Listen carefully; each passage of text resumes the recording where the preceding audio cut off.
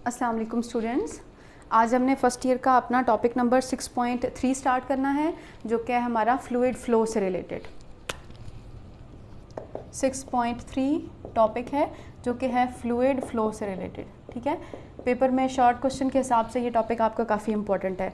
अब देखें, चूंकि हम इस चैप्टर में फ्लूइड मैकेनिक्स की बात कर रहे हैं, इसका मतलब है मोशन ऑफ फ्लूइड की बात कर रहे हैं। तो आज का जो टॉपिक है वो हमें ये डिस्क्राइब करेगा कि जब भी कोई फ्लूइड पार्टिकल मूव कर रहा होता है ना, तो फ्लूइड पार्टिकल के मूव करने के दो तरीके होते हैं या दो टाइप्स होती हैं। ठीक है, उनमें नंबर 1 पर हम बात करते हैं स्ट्रीमलाइन या हम कहते हैं लैमिनर फ्लो। ठीक है, और नंबर 2 पर हमारे पास होता है टर्बुलेंट फ्लो। ठीक है, स्ट्रीमलाइन फ्लो या लैमिनर फ्लो क्या होता है, अगर आप इसको डिफाइन करना चाहें तो हम कहते हैं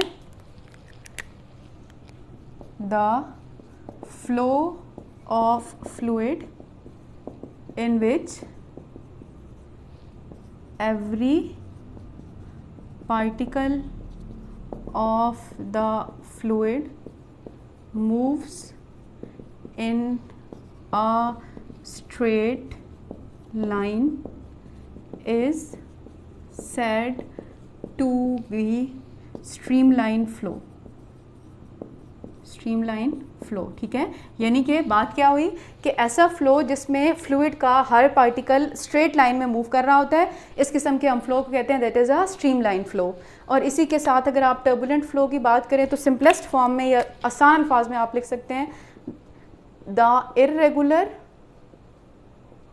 और random flow of fluid is said to be turbulent flow। ठीक है, अच्छा, नेक्स्ट हमारे पास क्या हो जाएगा कि नंबर 2 पर आप इनको डायग्रामेटिकली रिप्रेजेंट कर सकते हैं कि डायग्राम जो है वो स्ट्रीमलाइन फ्लो की आप बनाएंगे तो आप कैसे बनाएंगे कि ये फ्लूइड पार्टिकल्स हैं। ठीक है, और ये इस तरह से किसी पाइप में मूव कर रहे हैं, तो ये जो फ्लूइड पार्टिकल हैं ये सेम डायरेक्शन में मूव कर रहे हैं, स्ट्रेट लाइन में मूव कर रहे हैं, तो हम कहेंगे ये जो है वो हमारा स्ट्रीमलाइन फ्लो है। लेकिन इसी के मुकाबले में अगर आप टर्बुलेंट फ्लो की बात करें तो हम कहेंगे अगर फ्लूइड पार्टिकल ये किसी पाइप में से मूव कर रहे हैं, ये हमारे पास पाइप है, तो कुछ देर के बाद ये जो फ्लूइड पार्टिकल्स हैं ये अपनी डायरेक्शंस को चेंज कर रहेंगे, यानी कि रैंडम डायरेक्शन में मूव करना शुरू करेंगे, तो इसे हम कहते हैं ये टर्बुलेंट या irregular flow of the fluid है। ठीक है, नंबर 3 आप यहाँ पर एग्जाम्पल दे सकते हैं, for example water coming from a tap. ठीक है, एक टैब में से जो पानी आ रहा होता है वो चूंकि स्ट्रेट लाइन में नीचे मूव कर रहा होता है, तो हम इसे कहते हैं ये स्ट्रीमलाइन फ्लो की एग्जांपल है। और यहाँ पर आप कह सकते हैं for example blood flow in arteries. इंसान की आर्टरीज में जो ब्लड फ्लो होता है वो चूंकि डिफरेंट डायरेक्शन में मूव कर रहा होता है ब्लड, तो हम इसे कहते हैं ये हमारे पास टर्बुलेंट या इर्रेगुलर फ्लो की एग्जांपल है। ठीक है, इसके बाद स्ट्रीमलाइन फ्लो में आप डिफरेंस के लिए लिख सकते हैं कि speed and direction of every particle of the fluid remain constant या सेम। ठीक है, और यहाँ पे आप लिख सकते हैं कि speed and direction of fluid particle does not remain same.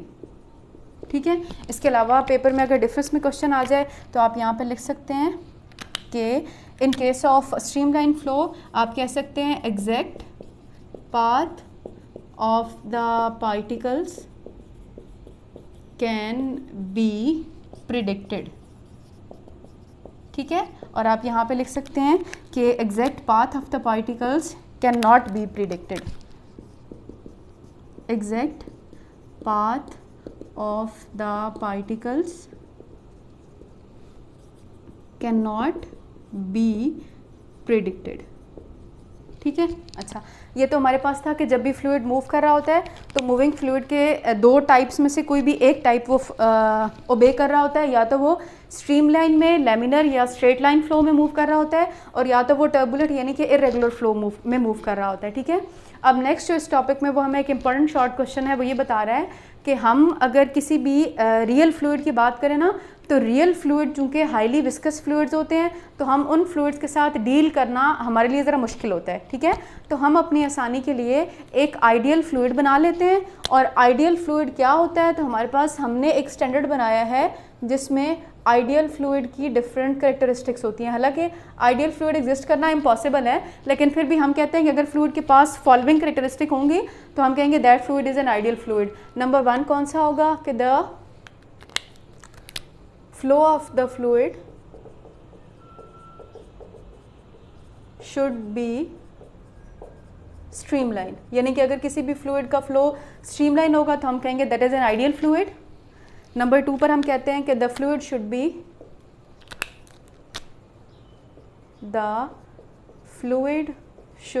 B incompressible. ठीक है। अब इनकम्प्रेसिबल क्या होता है कि इनकम्प्रेसिबल फ्लूइड वो होता है कि जिस फ्लूइड के ऊपर प्रेशर अप्लाई करने की वजह से उस फ्लूइड का वॉल्यूम चेंज ना हो। मैं यहाँ पर लिख देती हूँ कि इनकम्प्रेसिबल फ्लूइड वो होता है कि by applying pressure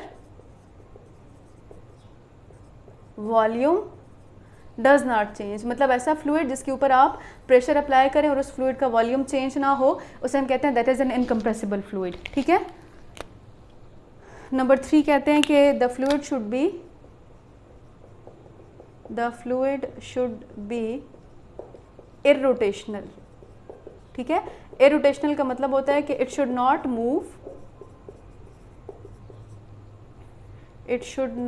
move around its axis. ठीक है। नंबर 4 पॉइंट हम यहाँ पर कह सकते हैं कि the temperature should not very, the temperature of the fluid should not very. ठीक है। तो हमने ये एक स्टैंडर्ड बना लिया है कि अगर हम एक आइडियल फ्लूइड की बात करें तो आइडियल फ्लूइड एग्जिस्ट करना इम्पॉसिबल है, मुश्किल है, लेकिन अगर किसी भी फ्लूइड के अंदर ये तमाम करेक्टरिस्टिक्स होंगी तो that fluid is characterised as an ideal fluid. और हम इस चैप्टर में जितने भी फ्लूइड के बारे में डिस्कशन करते हैं वो अपने माइंड में ये बात रख कर रहे होते हैं कि हमारा जो फ्लूइड है वो एक आइडियल फ्लूइड है। अगर फ्लूइड रियल होगा तो फिर उसके ऊपर ये आगे जो हमारे टॉपिक्स हैं, बर्नौली इक्वेशन है या इक्वेशन ऑफ कॉन्टिन्यूटी है या उसकी एप्लीकेशन है, तो वो हम किसी भी रियल फ्लूइड के ऊपर अप्लाई नहीं कर सकते। ठीक है। अगर आप अपनी बुक देखेंगे तो आपकी बुक का पेज नंबर 90 है, और पेज नंबर 90 पर उसने आपको बताया हुआ है ना कि लास्ट पैराग्राफ है, remember that motion of a real fluid is very complex and not fully understood. We make some simplifying assumption in our approach. In model of ideal fluid we make the following assumption: the fluid is non-viscous. In a non-viscous fluid internal friction is neglected, मतलब पहली बात fluid को non-viscous होना चाहिए। Then कह रहा है the fluid is laminar. In laminar flow are the particle passing through a point have same velocity. जो फ्लूइड है वो streamline या laminar होना चाहिए। नंबर 3 है the fluid is incompressible, the density of an incompressible fluid is constant, liquid are generally incompressible and gases are compressible fluids. ठीक है। Number 4 है the fluid is irrotational, mean it travels in a straight line. और फिर next वो आपको बता रहा है कि रियल और आइडियल फ्लूइड में कि हमारे पास जो भी रियल फ्लूइड्स होते हैं उनको डिस्कस करना मुश्किल होता है, तो हम रियल फ्लूइड्स के मुकाबले में आइडियल फ्लूइड्स को तरजीह देते हैं, और इन करेक्टरिस्टिक्स वाले फ्लूइड के बारे में मजीद हम फ्लूइड प्रॉपर्टीज़ को डिस्कस करेंगे, जिसे हम बर्नौली इक्वेशन या इक्वेशन ऑफ कॉन्टिन्यूटी में पढ़ेंगे।